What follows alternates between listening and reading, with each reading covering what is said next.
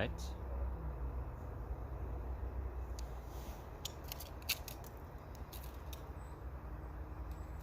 This video is gonna be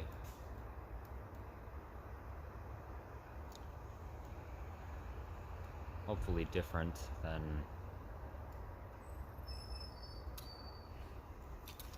most of the videos I've had on my channel until this point.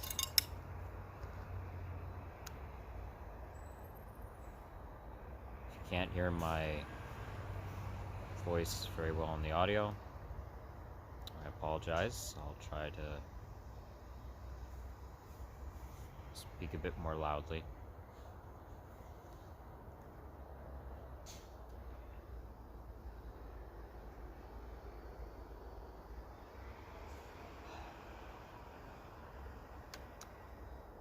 So, the past, well,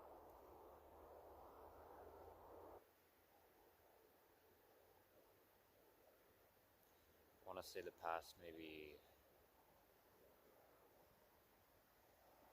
5 to 5.5 weeks, I have done a lot of heavy self-reflection. The most I've ever done, I feel, in my entire life up until this point. Which, if you've been keeping up with all the events that I've disclosed that have happened to me over the last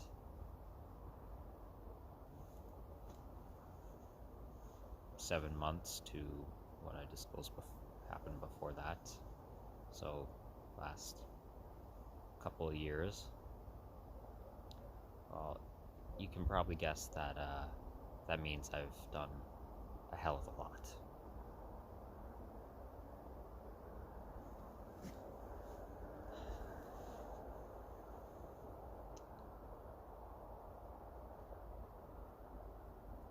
But the most,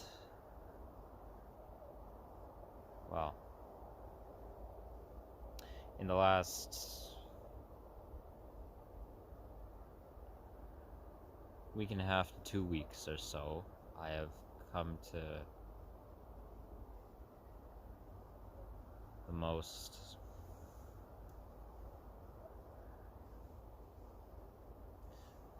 during this whole period of self-reflection, I've come to the most conclusions within the last week and a half to 2 weeks or so.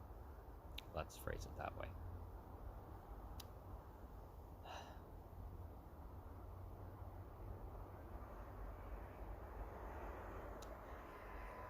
And I'll get to more of what my conclusions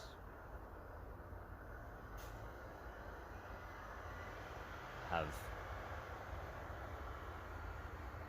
well, what my conclusions are later on in this video, or if I have to split it up in the next part of this recording. But one thing I realized is that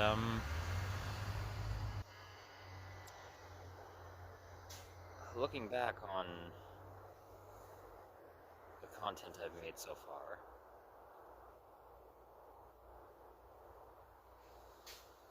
I haven't done a real proper introduction to myself and this, well, no, let me rethink that. I have done proper introductions to this, a proper introduction in some form to what I wanted to do with this channel. I haven't done a more in-depth introduction to myself. Now, if you've been keeping up with my content, I've disclosed a lot of personal information about myself and things that have happened to me while keeping some things more private. certain things. For the most part, the privacy bit, for certain things, stops here. I feel it's healthy. At least with my logical thought process right now, I feel it's needed. So, this video is going to be about me. And my life up until this point. And I know it's in some way going to contradict something that I'm going to say later, this whole video. But, screw it. So, hi. My name is Cam Weinstein. My full name is Cameron Devin Weinstein. Though I personally prefer to be called Cam, the shortened form of my first name. You can, I guess, just call me Cam Devin Weinstein if you want. I'm still not entirely sure why I prefer the shortened format of my first name. Still have to do a bit more psychoanalysis on myself for that. I'm sure I'll come to that conclusion at some point. But, yeah. My name is Cam, or as I'm known here on YouTube as a damn slice of cake. And what I would have been known as on Pornhub, or Cam Whores, or any other pornographic video site if I had gone through with my initial career plans whilst living in Toronto. More on that later.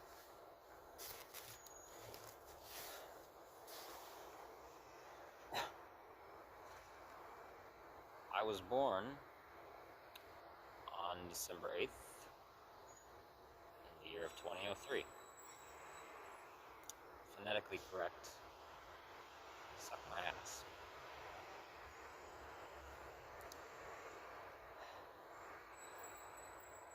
I was born at Mount Sinai Hospital in Toronto, Ontario, Canada. My nationality is Canadian American, dual national, and I also have dual citizenship for the United States and Canada, as of right now.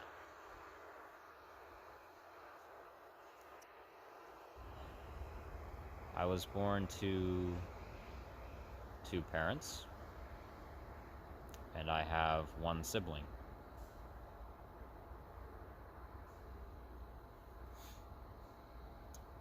One of my parents is American. The other is technically, nationality-wise, also Canadian American, as one of their parents was Canadian and the other was American.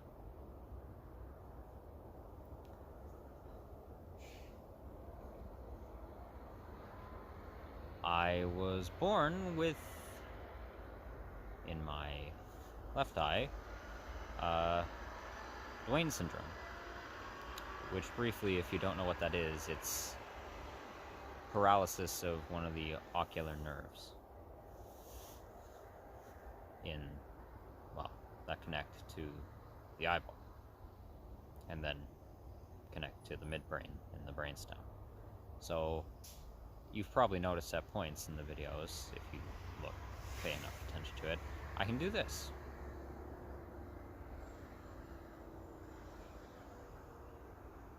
And it's only for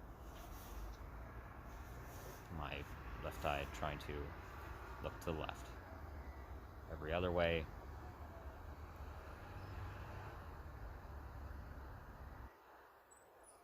is perfectly fine. And I still have good peripheral vision in that.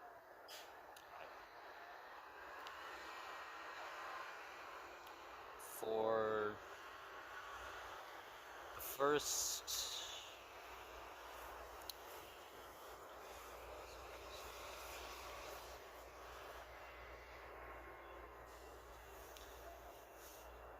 For the first 7.5 years of my life, I lived on the outskirts of the village of Campbellville in Ontario, Canada, which is just outside the small city of Milton, closer to Mississauga.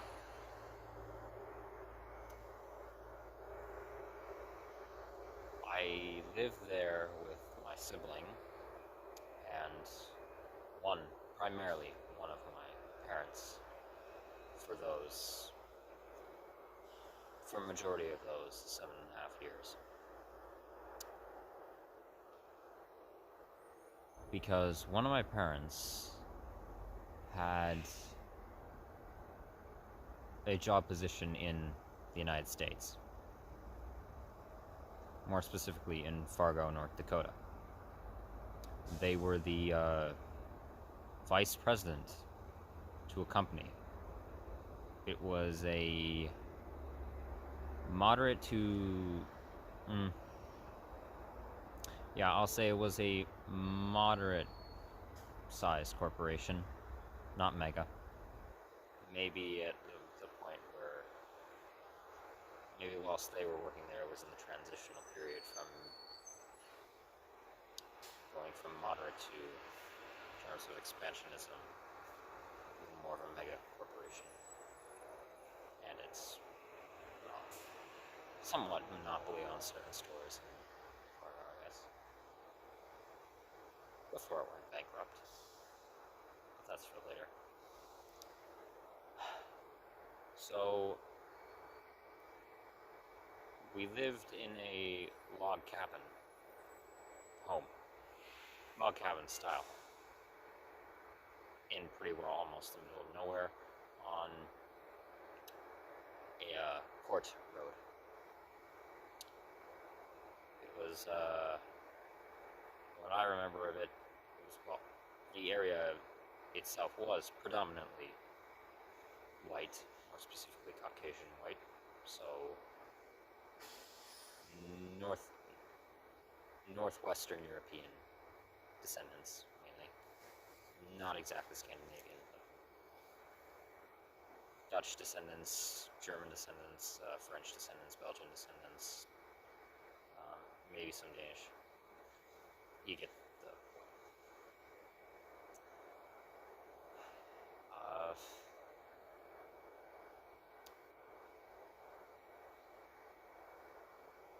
The one parent who primarily looked after me and my sibling was, well, let's just say they were constantly under a lot of stress, as you can imagine. Being well, at the time, I want to say, lower upper middle class. Oh, yeah, lower upper, your upper middle class, bordering standardized middle class in terms of financial income, I'd say. But still, there was stress. Imagine some amount of stress from their partner being in a foreign country, only coming home flying back every Sunday. Or no, sorry, my mistake. Flying home every Friday, getting there Saturday, or spending most Saturdays with us. I forget if it was either, maybe not every, maybe it was every 2 weeks, but anyway.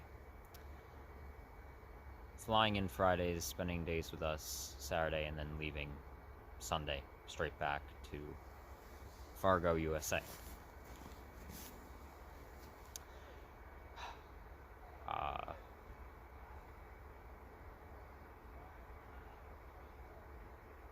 It continued just like that for 7.5 years. As for me, I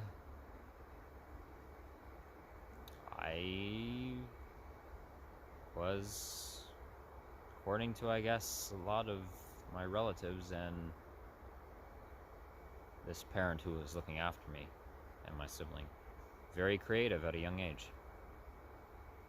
Or was more fascinated by things relating to, well, the arts in some way, and just obscure things, I guess.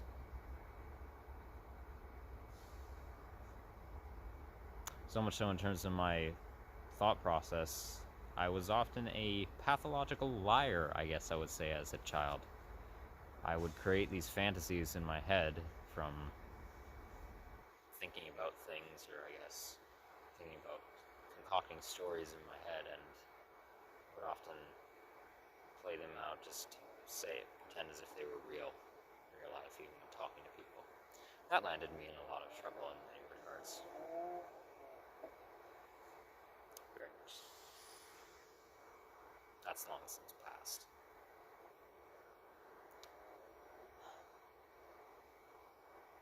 Well, yeah, I'll get more into that later.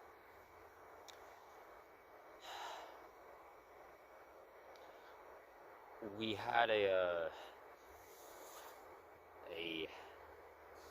I don't know what kind it was. It was a camcorder of some kind. You know, the old, I don't know when we got it. I think it was like a mid-2000s. It was a black mid-2000s type camcorder where you could flip open. It had a small screen that you could flip open. You could either take pictures with it, hold it. It was more rectangular shape. Hold it like this, or shoot videos with it. I think half of, well, don't really know the age demographic of my, right now, 115 subscribers, which I will state quickly.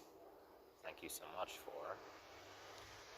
A few days ago was 116, but then someone unsubscribed. To that person, thank you for being subscribed for the amount of time that you were. I'm sorry for whatever reason that my content wasn't what you were looking for. I hope you find the content with a different YouTuber that can meet your tastes. But thank you for those few days that you were. And thank you to the, right now, 115 subscribers. Anyway, I would shoot home videos on that camcorder, and they were just, wow, random stupid nonsense. Just filming our property, the house, my sibling, whenever they would join in on it, my parents, and my immediate family still has that camcorder. As far, well, last I checked, they still had it.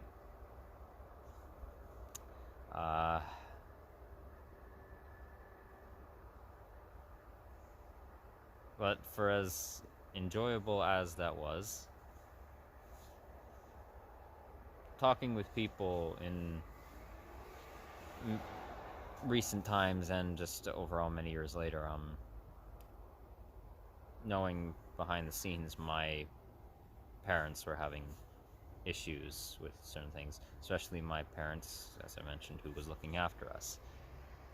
They were, well, very paranoid and distressed about, well, certain safety issues that that might have been happening or might not have been, but thought were happening, and it put it was severely taxing on their mentality, just overall psychological health as far as I'm concerned.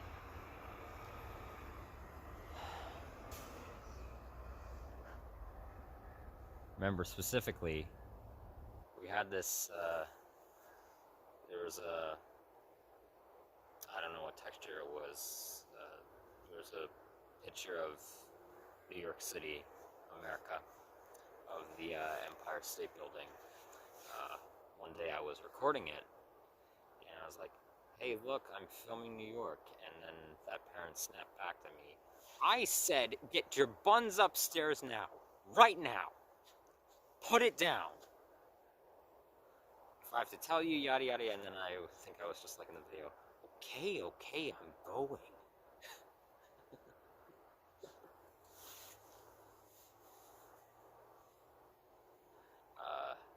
But the absurdity of all that aside, you can tell that that parent was very not psychologically well.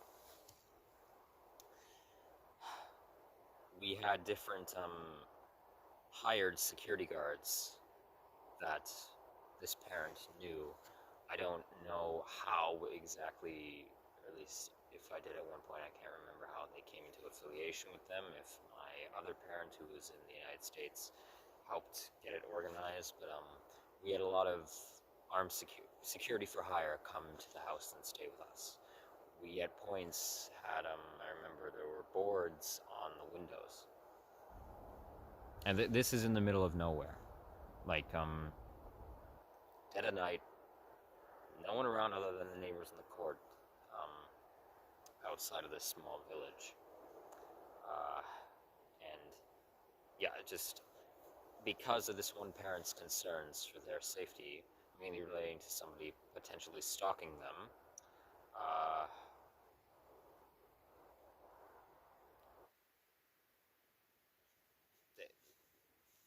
we had people act as security guards. They became good friends with us for many years, especially one who I really should give a call at some point. I haven't talked to them in a while. Anyway, I attended school, like, well, as actually mandatory, last I checked, by the Canadian government, unless you have an absolute good reason to homeschool your child here in Canada. Your child has to attend public school. So I attended public school in the rural areas, and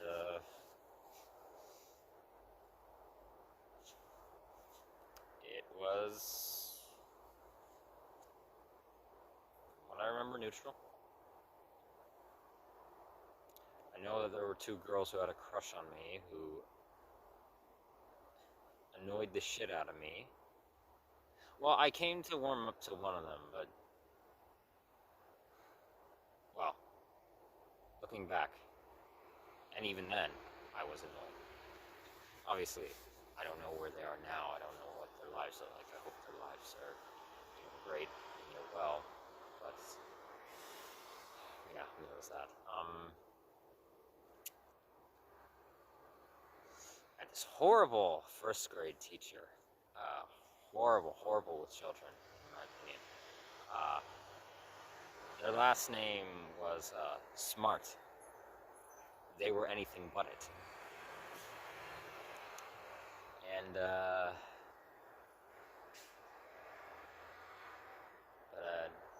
anyway,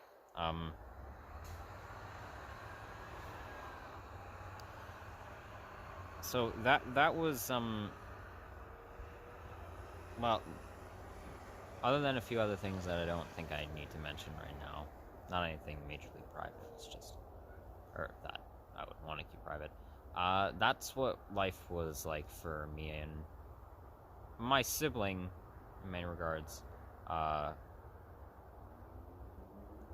for the years that we lived there. However, I should actually mention, there were times where this single parent could get, well, more physically aggressive and distraught with me. Not anything like slapping or spanking or anything. No, just a bit more. Well, if I was misbehaving, tight grip on the arm, or like set me down in my room or something with physical force.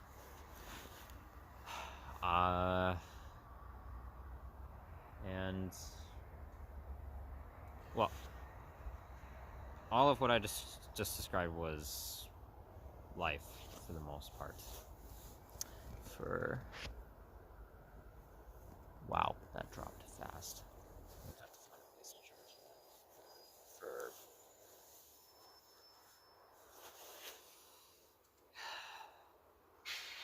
years, for the years that we were living in Campbellville. Then, around 2010, something was arranged where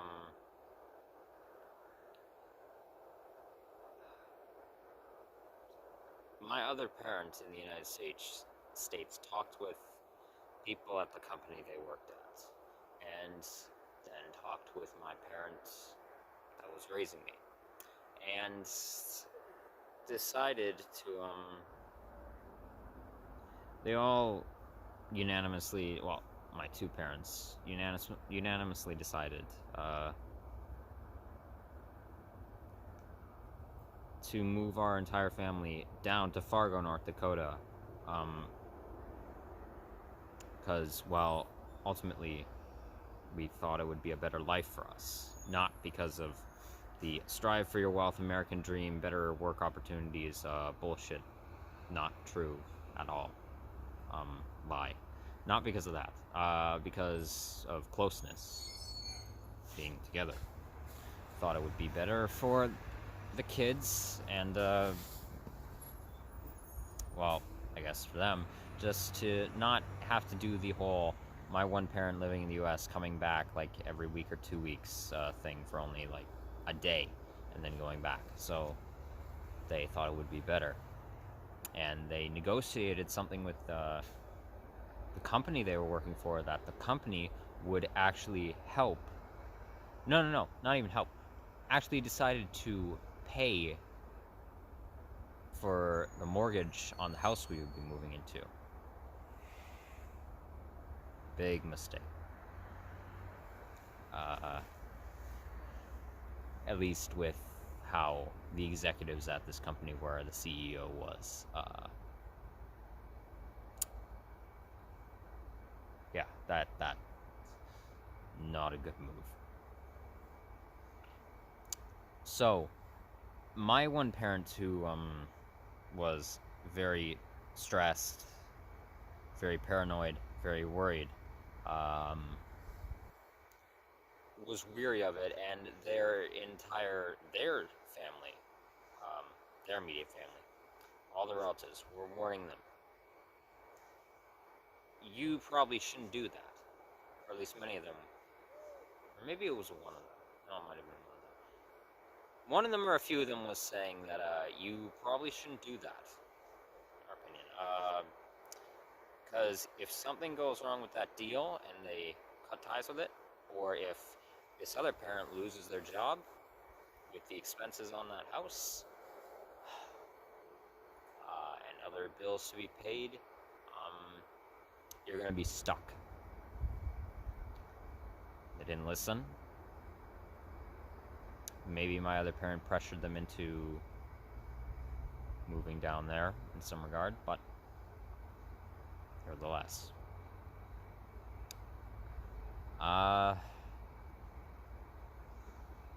inevitably, we ended up going down there. One of my relatives, well, we were originally going to fly down there, but because of the pets that we had 3 cats and a dog that we were bringing down with us because we didn't want to part with them. Well, they weren't allowed on the flight for obvious reasons to the animal's health. So, me, my sibling, my one parent, and their relative decided to go on a road trip down from Ontario, Canada, through certain states to get to the American state of North Dakota. And we did. I have vague memories of that trip, but we made it, and we moved there in the spring. Yeah, the spring of spring transitioning to summer of 2011, and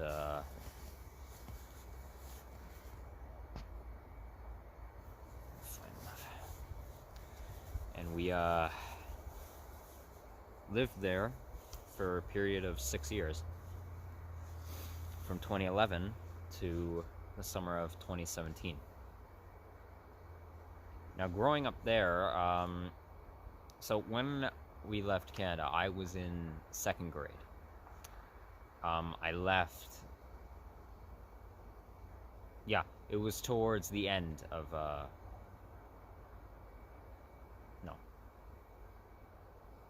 no, it was midway through, I believe 2nd grade. Because when we got to the United States, to Fargo, my parents decided, because in America you don't have to, it's not government mandated that you actually put your child into the public education system. You can, I believe most states, you don't have to have a reason for keeping them as homeschool. You can just choose to, under their guardianship, the parents' guardianship, or whoever your guardian is. So, for the rest of the end of the school year there, and then the rest of the summer, I was off. So was my sibling, and then the next year we went in. Still in 2011. Me, because of that dropped rather fast. Hold on a sec. Continue what I'm saying this. Note to self for the future. If I can help it, try not to record outside when the surrounding environment is going into a deep freeze during the night. Anyway, where was I? Oh yeah, moving to the United States. Oh, and also, little side note. Back in the furnace room, like in some of the more recent videos, I don't know why I never thought to do this. I actually fucking set up my tripod. Just let my phone charge.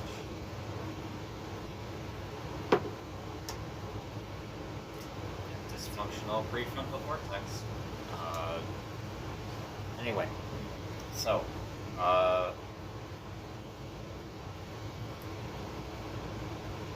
moved to the United States, 2011. Didn't go into school there until the latter half of 2011. And because of suggestions from the public school I ended up going to in Fargo, what they suggested to my parents was that I be put back into 2nd grade, repeat a grade, because in their eyes, starting at 2nd grade level in the American education system, it was a lot different than the Canadian education system. So I'm just gonna say right now, that's horseshit, but, anyway, just a little bit of knowledge of the Canadian education system. Just like America, we have grades 1 through 12, going to public school, middle school, junior highs. I might be more familiar with that term in the U.S. Well, primary school as well, similar to England and other countries. Anyway, then secondary school, high school, and then post-secondary, college and university. But one notable difference between the United States and Canada is that Canada actually has 2 kindergarten grades, junior and senior kindergarten, and yes, they are both full years. It's not like one half of the year is junior, the other half is senior. No, it's 2 full separate years. So,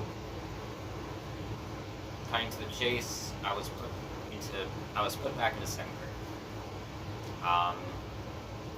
Struggled just as much in classes as I'm sure I would have if I'd been thrown into 3rd grade.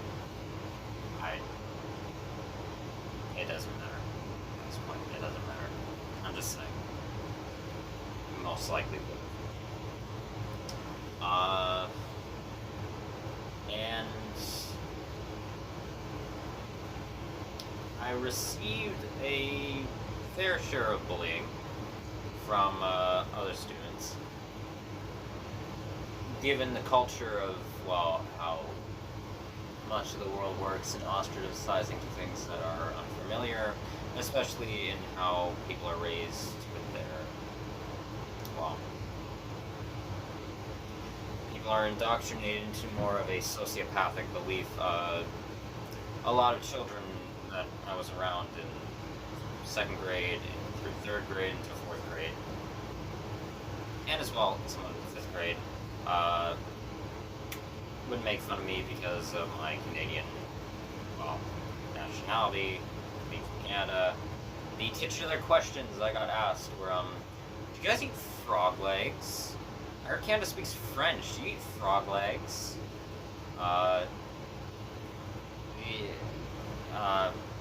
This next bit isn't bullying. It's just cultural ignorance. Do you guys say a boot? Large scale, most of the Canadian dialects don't say that. I've never once heard that anywhere. Someone from another part of Canada, despite my research of different accents to a degree, more so research the culture, but correct me if I'm wrong on that.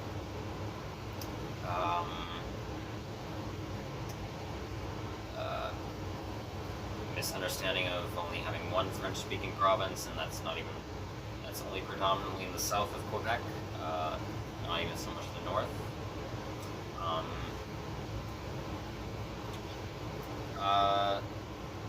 Is everybody super nice in Canada? All this stuff. Do you guys live in igloos?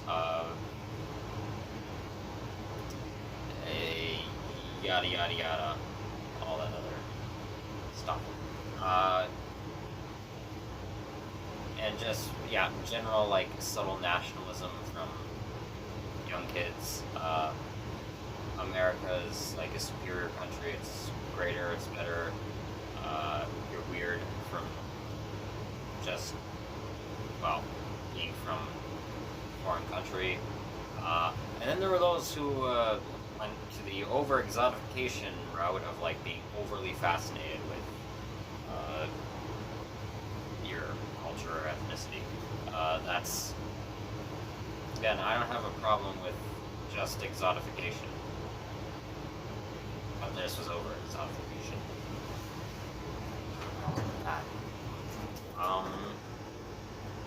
Anyway, my sibling was put into 1st grade, as they would have transitioned into if we had stayed in Canada, so is that, I'd have to ask them about how their experience was with the kids when we first started out. I can't remember, and I haven't really talked to them about it. But as the years went by, going into middle school, they gained a lot more friends socially than I had, which is not a problem by any means. But I gained a few friends who initially bullied me at first, but then we got to know each other up there. And I got to know a person in 4th grade who has become absolutely one of my best friends. They were my closest friend for the longest time living in Fargo, and I'm still in contact with them. And they were, for those of you who have watched my suicidality, my nightcap ride and a suicidal ideation video, the friend I had a conversation with over text was that friend in the US. But anyway, so in elementary school,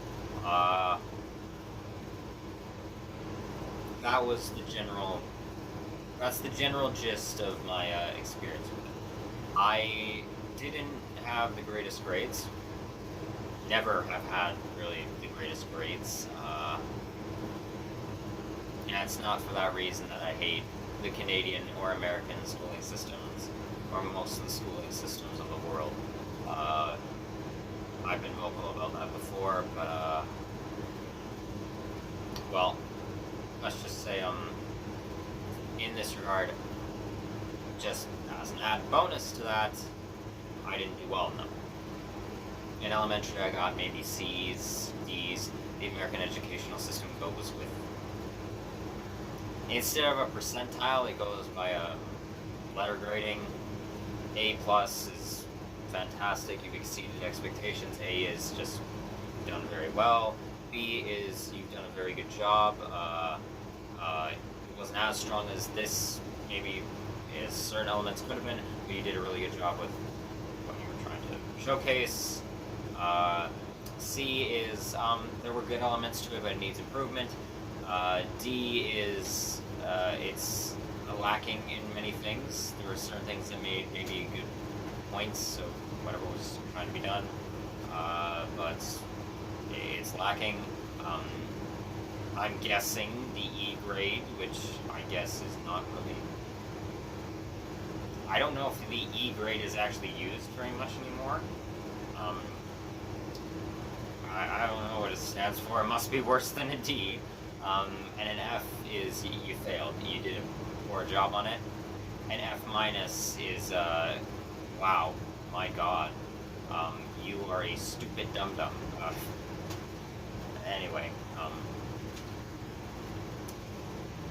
C's and D's is what I would say my average scores were. But anyway, putting my school life aside, how were things at home? Well, having moved there, and getting settled in, things, to my recollection, from my perspective, like, for me and my sibling, in terms of, like, our social lives and, toys or, like, just activities we did, it got better, I'd say, than it was in Campbellville, Canada. But, obviously, knowing what I know now, it was, hell on earth for, my parents.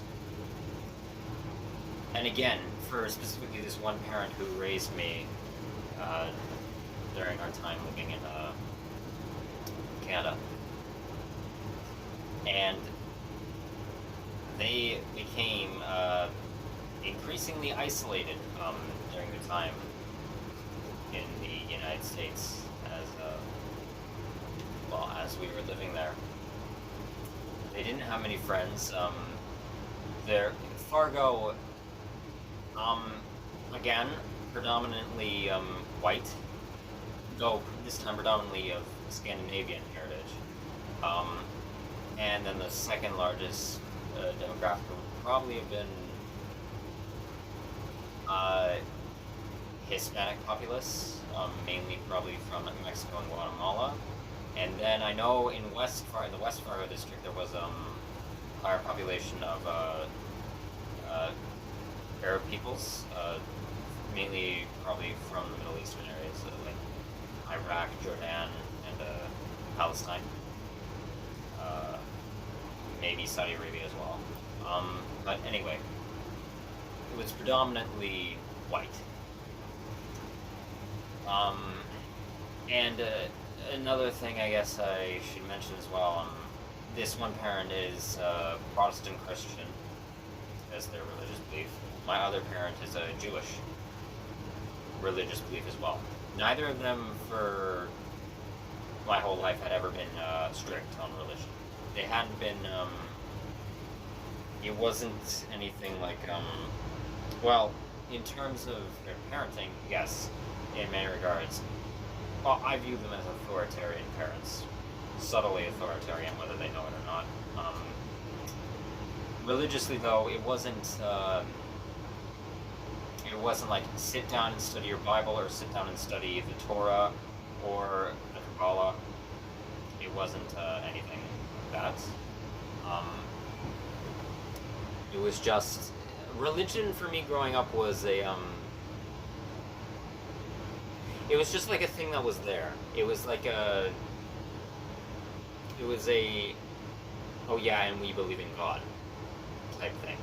It was an element that was there, but it was like it was in the background. But in some regard, it did play a part in, well, my parents' values, clearly. Or at the very least, in my opinion, my parents are both very histrionic. One of them has histrionic personality disorder. So I feel it had an influence with that. But anyway, this one parent, Protestant Christian, it was a minimal populace of Protestants in Fargo, barely any. From what this parent told me, or has told me over the years, they could never find anyone. They found no one. I'm sure there obviously were people who identified as being Protestant, but they never found anyone culturally who practiced it or just self-identified as it. No one. They never found them. And there were no Protestant churches. It was all United. Well, United is technically supposed to be an incorporation of different Christian sects, but it was either United, Catholic. There was a lot of Catholics in Fargo, Lutherans, and Baptist. There were about like a half population of Baptist for like Toronto's total Christian populace. Probably half of them were Baptists. There were some Covenant churches. Yeah, it was pretty well almost every other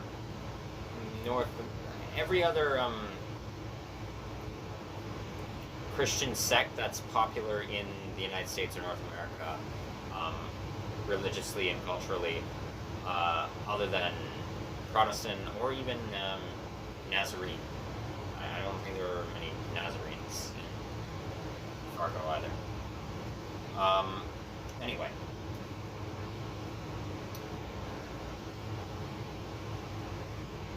They were very, very isolated. And I'm gonna just, before I go on with this review right now, because I'm tired of referring to them secretively as this, if you couldn't guess, like, the people that I keep referring to as, when I lived in Toronto, the people in my household, they are my parents, and my sibling. I don't, by this point I've said fuck it. I don't know why I bothered to, like, I tried to make it so it was a bit more inconspicuous so that to protect privacy, because I still care about privacy in certain regards. But you know what? Fuck it. You don't have to be a genius to figure it out. You don't have to be. I've already talked about how I lived at my extended relatives' shared cottage in the village of Crow's Landing over the summer for the entirety of those 3.5 to 4 months.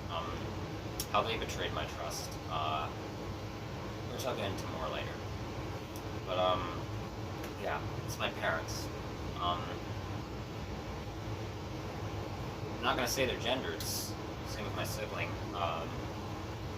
Just so that is more inconspicuous, a bit more. But as for like constantly referring to them as the people in my former household, fuck it. It's pointless. So, if you've seen other videos I made talking about one parent in particular, okay, one of them I feel has histrionic personality disorder, heavy egotistical traits, or has egotistical personality disorder as well. Definitely has some form of depression, probably major depressive disorder, similar to me. And I had thought originally, based on certain prognoses that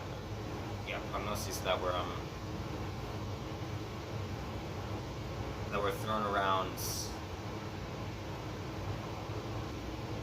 a while ago that I found out about, and from my own psychoanalysis of them, that they had bipolar disorder. After something I'm about to tell them now, I've come to the realization that I was wrong about that. I feel I was wrong about that diagnosis of BP, bipolar disorder. BD. Well, technically, yeah, BD, bipolar disorder. Bipolar disorder. I feel that they have schizoaffective disorder. Now, if you don't know what schizoaffective disorder is, it's schizophrenic type symptoms that are accompanied by a mood disorder, primarily similar to that of bipolar disorder. The disorder is organized by rapid swings in mood, from feelings of joy, happy, then to anger, and then distress or extreme sadness or despair, depressive symptoms, agitation to calmness, relaxed, varying mood swings, plus that of symptoms of psychosis, delusional beliefs, or paranoia, high anxiety, or it could also be accompanied by auditory hallucinations, like hearing voices or sounds that aren't there. It could also be accompanied by visual hallucinations, all the sort, symptoms similar to schizophrenia, or very erratic behavior in a certain sense, or mentality. So, if they're watching this, I was wrong about bipolar disorder for you. To me, you definitely have schizoaffective disorder. Now, I'm not labeling you as being, because they're gonna probably think of me using this as a slur against them. I'm not saying this to dehumanize you as a person. It's causing you problems, and has caused you and me and the entirety of our family problems for many years. I don't like you, or my other parent. I don't like you two. This is very clear. I haven't said it like out loud about these people on my channel. Probably not very much like directly making it as crystal clear as possible to them. I don't love you. I haven't loved you for a long time.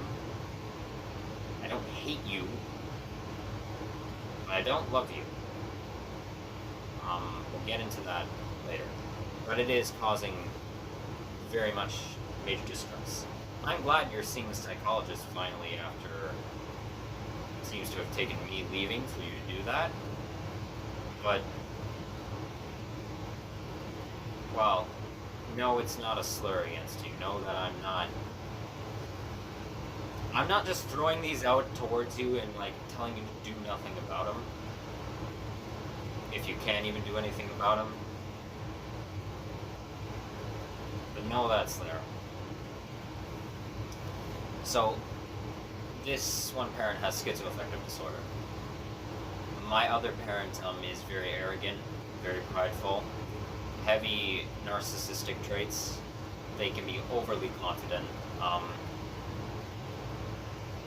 They either have heavy traits or do have dismissive behavioral disorder. They are very they will give up. They definitely have internalized depression, maybe persistent depressive disorder. I have to look at the symptoms again, just for my own research, but it could be persistent depression. But they definitely have some form of internalized depression.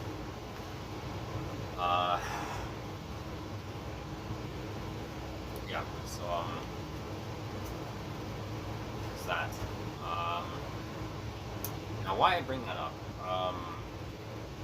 Because whilst living in the United States during the winter of 2014, which I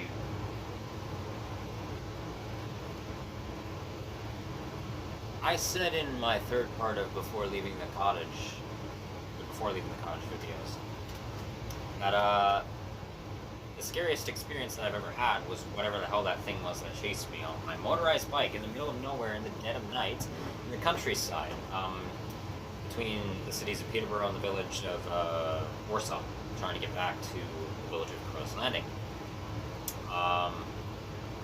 Or it was on par with the kidnapping that I witnessed and did nothing to stop in Toronto, which you can find audio of at the end of my update, Things Are Very Uncertain, Leaving Toronto Alone video, the start of this whole journey. I guess I didn't really think as hard about what I was saying, because now I refute that. Yes, those were both horrifying. In my opinion, they were horrifying. 2014 was the worst year of my life. This year, well, no, now it's 2023. 2022 didn't top 2014. And this whole trek hasn't yet, now that I'm thinking about it, hasn't topped the winter of 2014. And somewhat the beginning of 2015. Hasn't topped that. Because, how old was I? I can't do the math. I can't calculate that right now. I'm gonna say I was maybe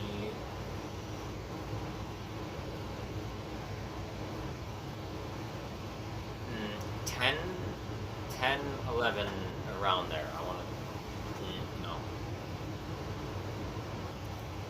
9, 10, 11, around that ballpark, around there.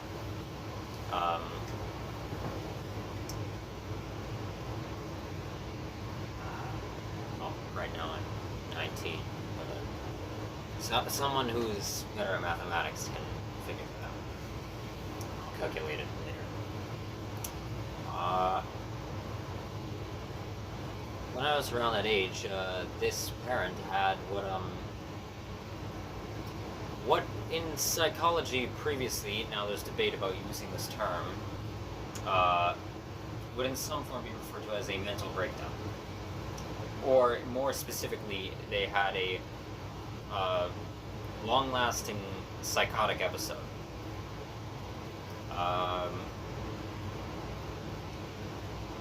They went into a complete paranoid state of mind, a completely delusional state of mind, a psychotic state of mind. It lasted from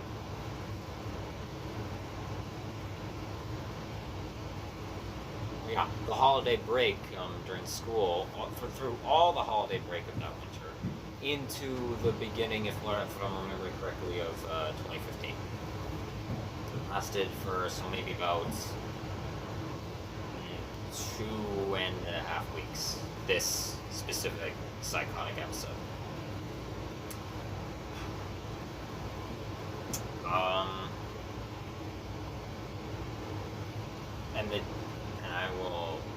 It severely traumatized me. This is definitely where a lot of things in my life stem from in terms of my passion, my things I deeply care about, why I believe in actually trying to help people in some way while retaining your own self-interest and maintaining your own self-interest in some fashion. And I guess what sparked my love of researching psychology, neurology, sociology. Now, I will say, growing up, as I've mentioned here and there before, going back to Canada a bit, I was closed-minded. And going into the United States, I was also quite closed-minded.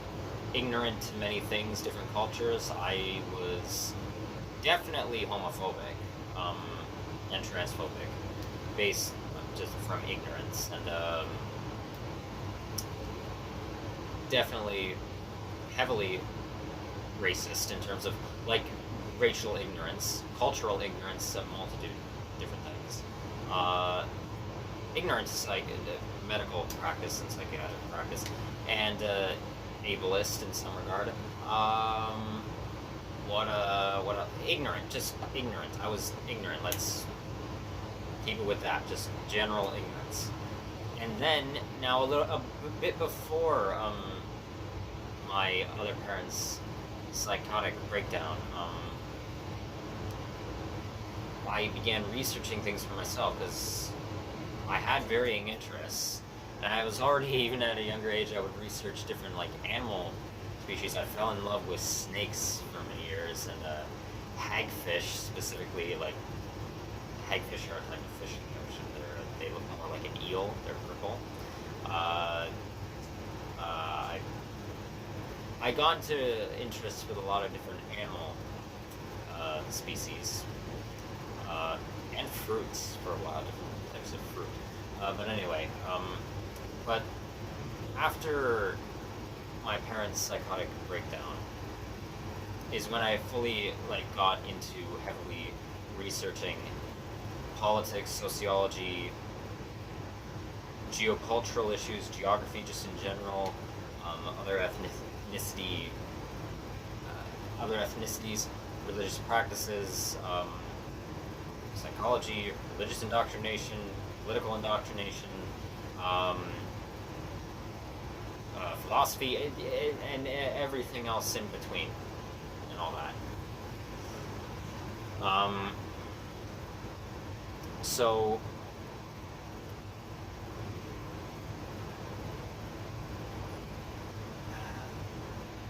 I remember this distinctly about my parents' psychotic breakdown.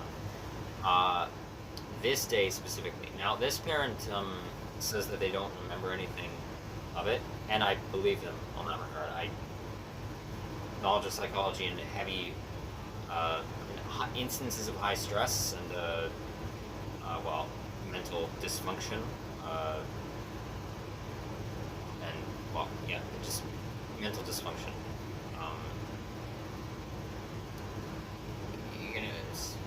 Memory-wise, your memories can almost black out, in a sense. It's, technically, yes. Yes, I referred to this in my psychological manipulation video, psychogenic amnesia, where either false memories are implanted, or there's just a total blackout period for the traumatic incident. that's what I'm pretty sure psychogenic amnesia happened to, if they don't remember, this parent. But as for my experience with it, I remember it vividly. Despite my now blurred memory issues, it still haunts me in there. This was the first day that I'm pretty sure it started probably before, maybe like a week or two before this point, but I remember this as being the first instance of me seeing it, like, fully coming to fruition or being acted out. And just so we're clear, I don't mean that as acting, I mean it being set into motion. I was walking home from elementary school, and this parent pulled up in our vehicle at the time.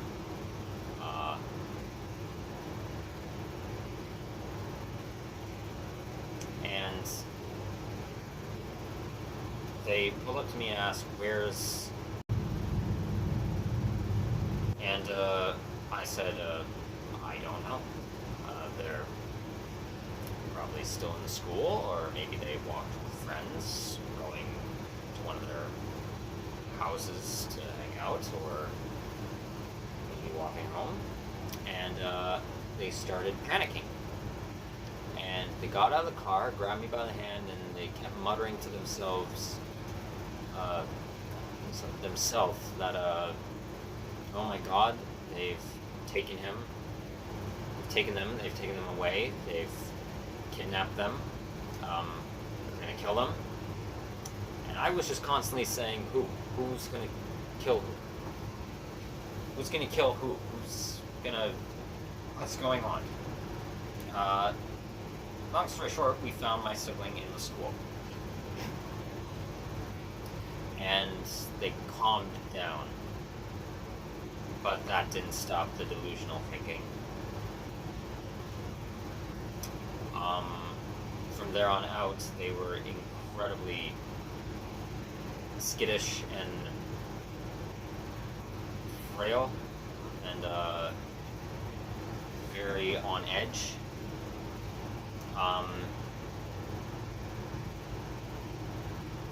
I remember as well an instant where I was watching a video on an iPad we had at the time, and they were just saying, I forget what the video was, they were saying some form of letters in a certain way, and this parent thought that it was spelling out their name, which is also a common symptom of schizophrenia, or schizoaffective disorder, or schizoactive disorder, or just a generalized psychotic disorder, thinking that there's a secret message of some kind being displayed to you through the phones or through technology in some way, or just messages in newspapers. You get the point. And then remember one night my other parent took them to the hospital, and we had to stay at a friend's house. I can't at the moment recall what the heavy incident what the incident was that set it off to them taking them to the hospital, but something major happened. They left, and okay, that's at 36 minutes of this recording.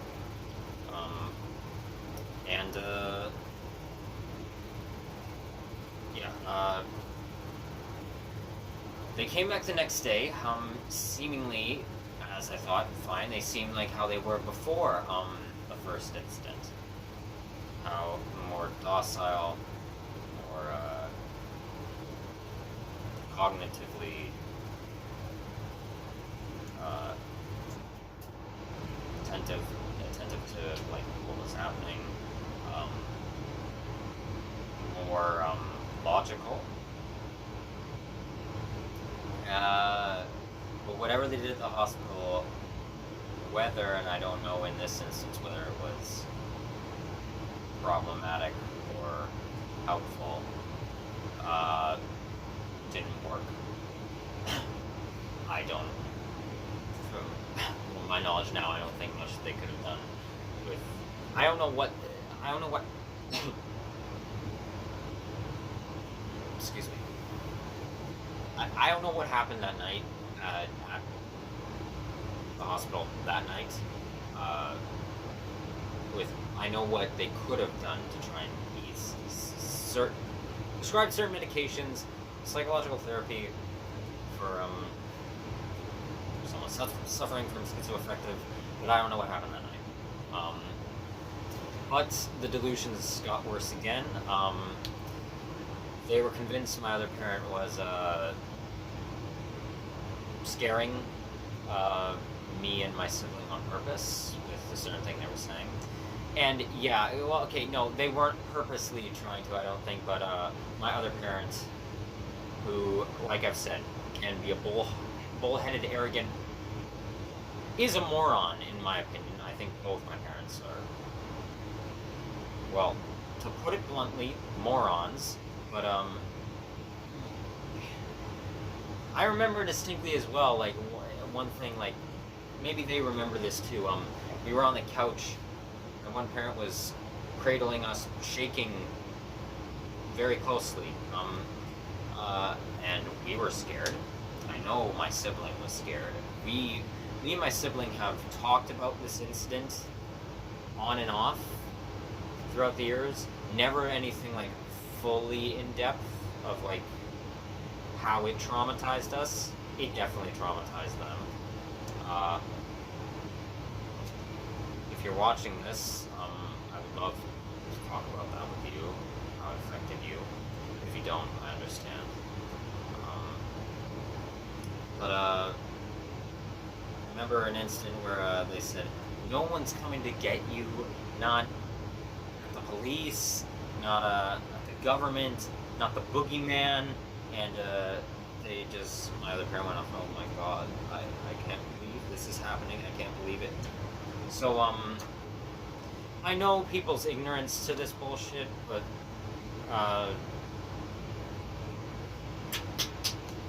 A+ job.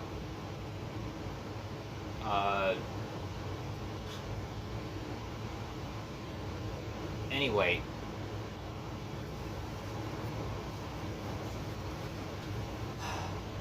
where it really escalated was when I was when we were living in the United States. There was a point where I, again, these weird things as kids developing their emotional states and cognitive states tend to do.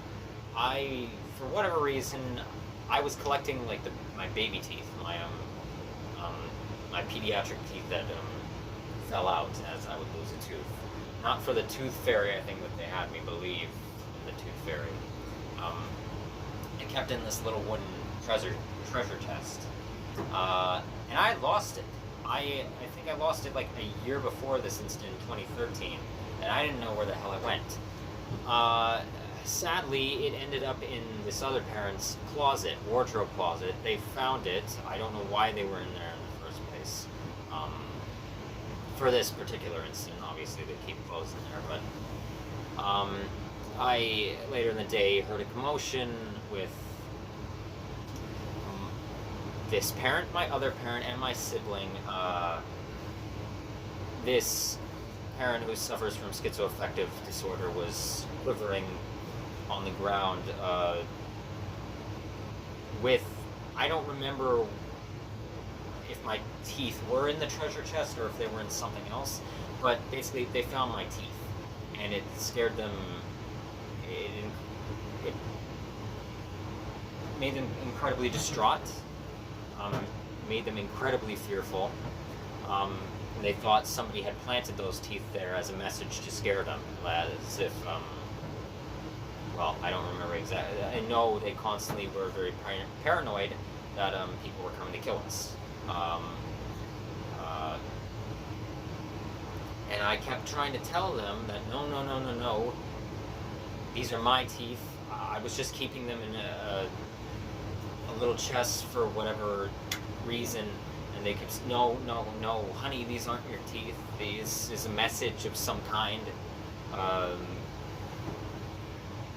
And yeah, it got very bad that day, to a point where my one parent told us to leave the house, and my other parent was getting aggressive and frantic and tried to stop my other parent from making us leave, to a point where my other parent blocked the doorway to stop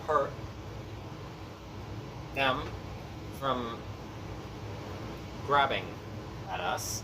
And I didn't know what to. My sibling was crying from what I remember, so was I. What I did was I ran across the street to a neighbor who had become friends with this very isolated and psychologically distraught parent of mine.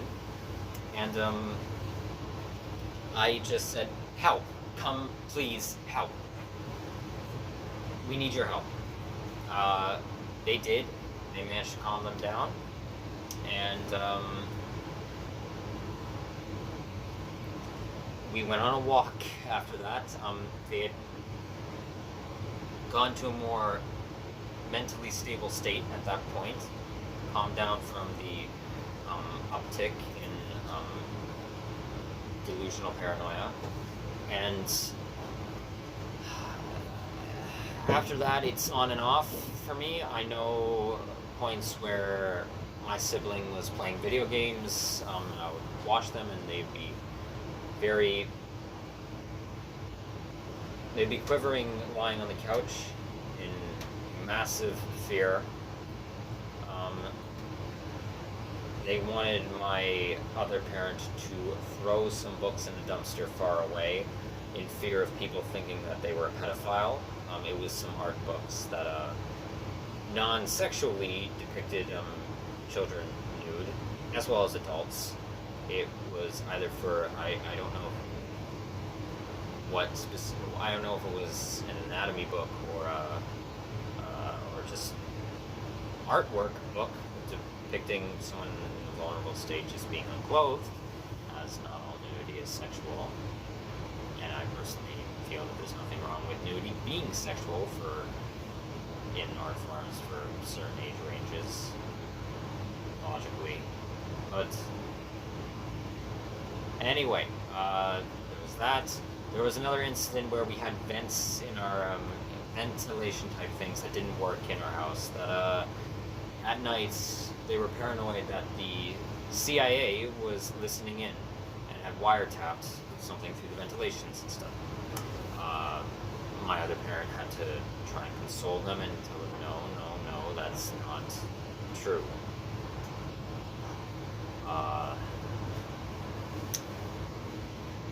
Anyway, after this whole incident, there was one night where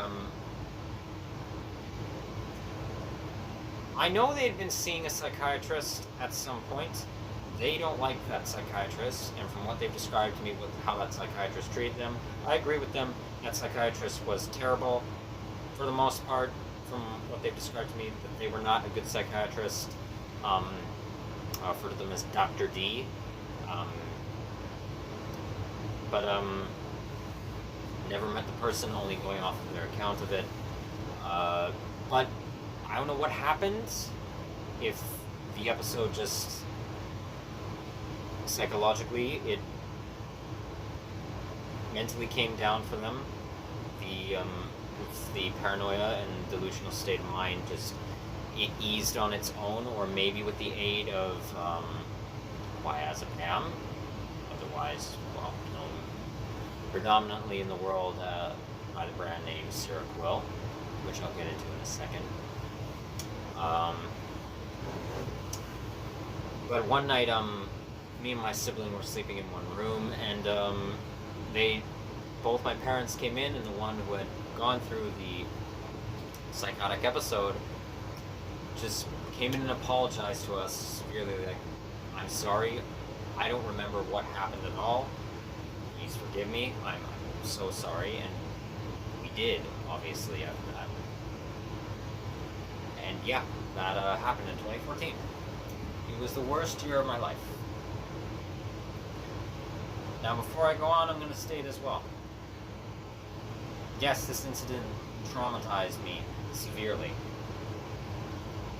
It definitely traumatized our entire family severely. It traumatized the person who went through it. My parent that suffers from histrionic personality disorder, hefty egotism, and schizoaffective disorder. It traumatized them severely. I don't blame you for the incident occurring. I know it's something you can't control in terms of delusional thought process. When an episode like this flares up with schizoaffective disorder, you can't, unless you have the aid of medication, or unless you are, well, actually no, that's kind of ableist of me to say. Some people, yes, have more of a fine-tuned control over certain things and understand when to recognize something is not functioning properly. There are people who can be self-aware of their delusions and hallucinations, things of the sort. Just, I don't blame them for the incident happening. I blame them for not learning from the incident. Well, not even that, no. From things afterwards and things in their past as well. But anyway, so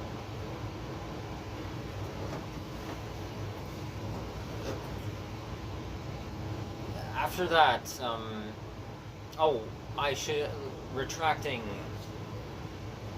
going back a bit in timeline here, definitely something that aided in sparking the psychotic episode, absolutely did, was the fact that, and this is why I said, when I was recording outside, that it was a terrible idea for us to move to the United States with the plan that we had, with the whole arrangement that my one parent's employers had set up with them. Because dickhead capitalist CEOs will be, guess what happened? We lived there for 8 months while my one parent was working as vice president of that company in the city of Fargo. They fired them after 8 months. They just...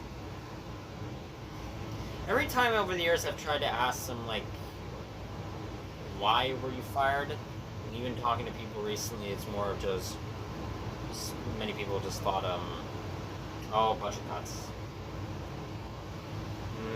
Maybe. I'm a little skeptical of that, considering they were the vice president of the company. Like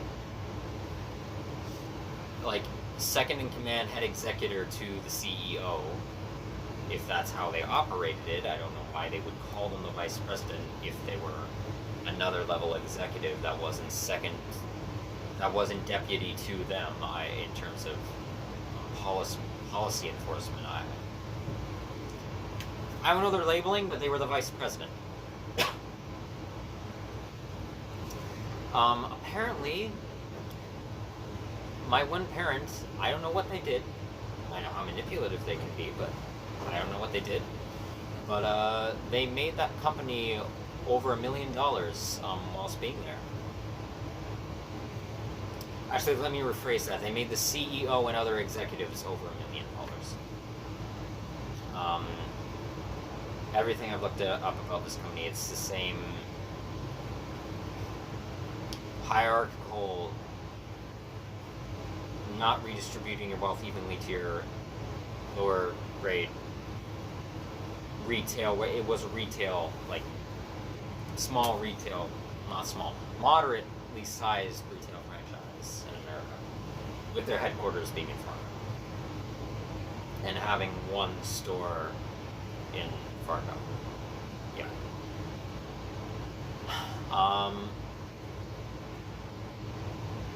They fired them. And we, from there on out, had heavy financial problems. We became, we went from being upper middle class to straddling between, well, for a while, straddling between standardized middle class and lower middle class, then straight down to lower middle class. We had to receive heavy financial aid from people within our extended family, some on one parent's side, some on the other, more so on the parent who went through the psychotic breakdown, more so on their side.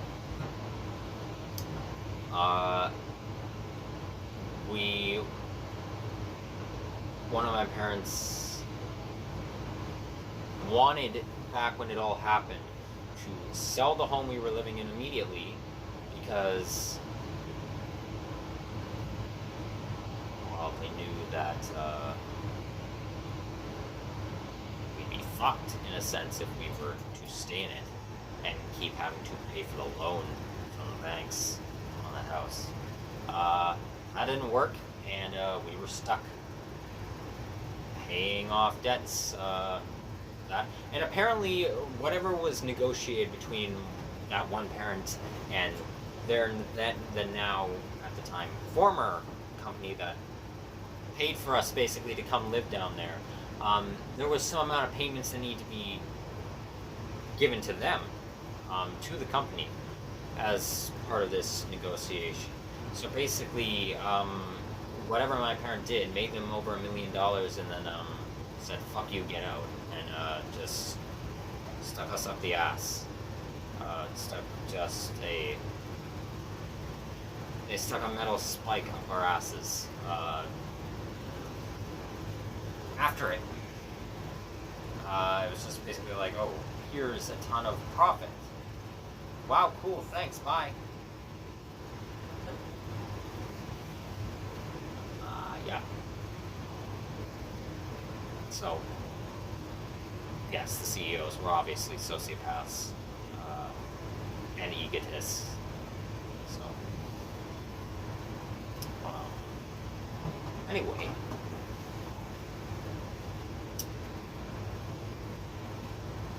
So, that no doubt played a part in triggering this psychotic episode. So after that, this parent who suffers from these other disorders, their physiological health, not their psychological health, their physical health, started to rapidly deteriorate or take a downward toll. They, in 2015, gained IBS, irritable bowel syndrome, which is generalized. Then it went to IBS-C, irritable bowel with constipation, and IBS-D with severe diarrhea, thrombosed hemorrhoids, severely painful, inflamed veins, arteries at the base of the rectum,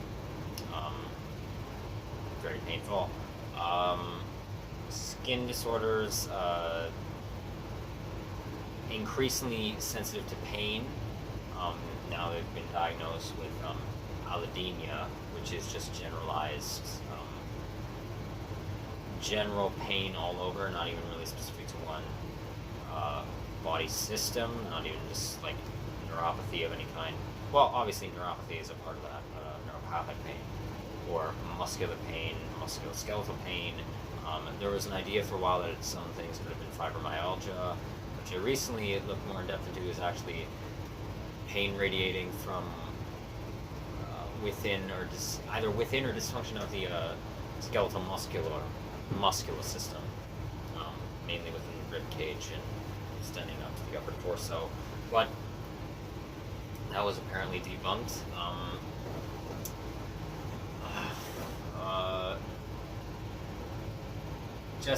Their physiological health got far worse.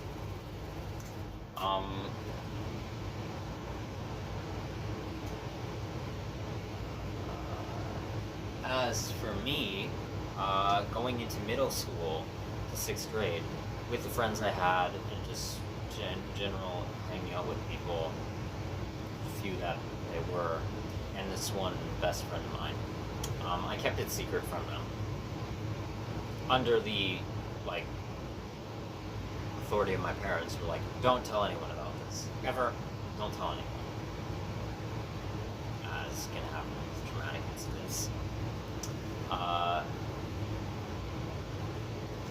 Like, we weren't even...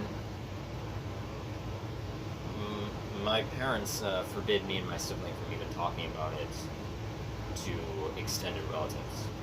Just don't talk about it. Except for, well, not even us really talking. Just, one relative knew about it, but we didn't really talk about it directly, or so as much. As for me, as I mentioned, around this time after the whole incident, I became very interested in researching things, a variety of things. It really didn't matter what it was, but I got heavily into creative arts, entertainment, researching different cultures, starting to research things in medicine, not near as much as later on with neurology and psychology and sexology and things of the sort, but researching about different livelihoods, and it's where my passions for entertainment particularly really came from, maybe because some of them are used as escapism, and being young at the time, I really loved movies, films, video games. I absolutely adored video games. I loved books. You can see if you watch the suicidality video that I made, going back ways where when I had that one editing app that I had downloaded, which I've now deleted for storage and don't use. I edited in just while I was talking to save, to lengthen the video. There was a photo of me at a very young age reading this book that I love. Became one of my favorite books, Stephen King's It.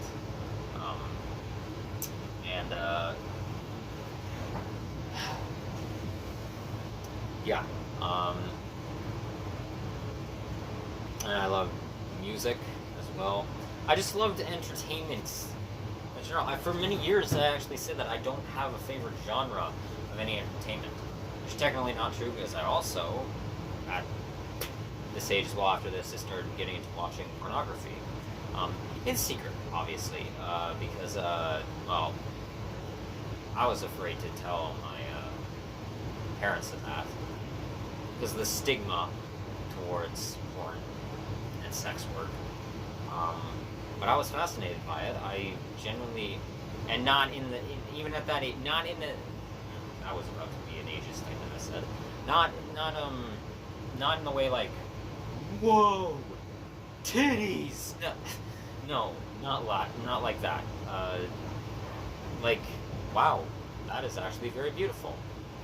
Sensualism. This is again where I started researching philosophy as well. That is very, I saw pornography. Now, I will say this, I'm not happy with, like, back in the earlier years, a lot of the porn that I did watch. I think, looking back, it was very over-fetishizing, over-sexualizing. It was mainly the mainstream stuff, glorification of the actor's genitalia, heavily unrealistic depictions of sexual intimacy, and technically certain things would be considered objectification. You get the point. You get the mainstream porn industry. You know what I'm talking about. But even so, I'm not happy with what I viewed and was aroused by with that pornographic content. But it did introduce me to enjoying the sexual connectivity of it. I do believe that porn, still logically, I believe that,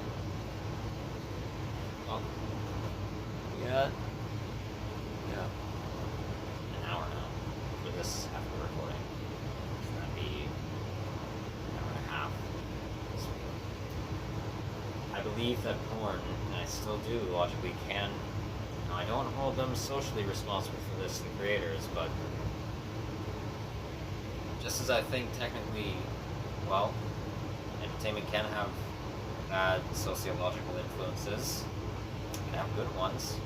I do believe good, actual, genuinely well-made pornography can increase empathy for people, especially sexual empathy. I absolutely believe that, and sympathy. And again, self-sexual connectivity with yourself, helping you discover your own sexuality, sexual preferences or fetishes, learning of sexual connectivity between others, and for just sexual relaxation and representation of human intimacy. That's what I saw even back then watching pornography. And that's what I saw for the longest time with all entertainment. Now let's go to my other passion of entertainment format that I really loved, video games. I loved video games. I was so passionate. I hated. I remember I wrote school essays on like why video games, using stuff that has somewhat been disproven now, but not entirely. There is still merit to this. How video games are good for you and don't cause violence. Violent video games don't. Well, it's not so much that they don't, but if they have an influence, in my opinion, logically, that can't be held.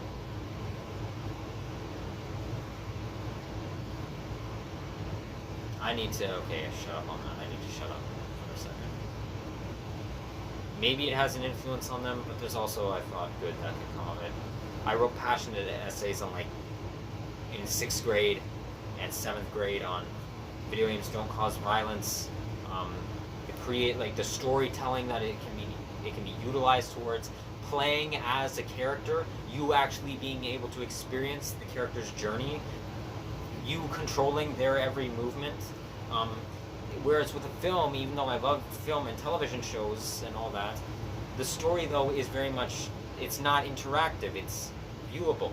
You're viewing a story and it's a fantastic story, and in my opinion, film logically is a fantastic medium for entertainment or representing something or telling a story. But and even the same goes with pornography. It's not interactive. Now, there are pornographic games, but besides the point. Nothing against them. It's just besides the point. I loved video games. I was so engrossed with them. And I hated how people just, not just spitting on a game. I even at that age thought you can have an opinion on the game, whether you like it or not. What you see as a flaw of it or a problem. It's just, I hated people just, I still to this day hate people discrediting both video games and pornography as just nothing. As just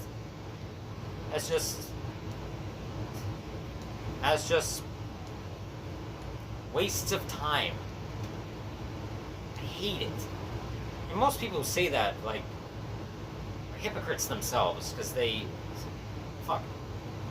I'm not gonna get into it, but they're hypocrites. Like, severely hypocrites.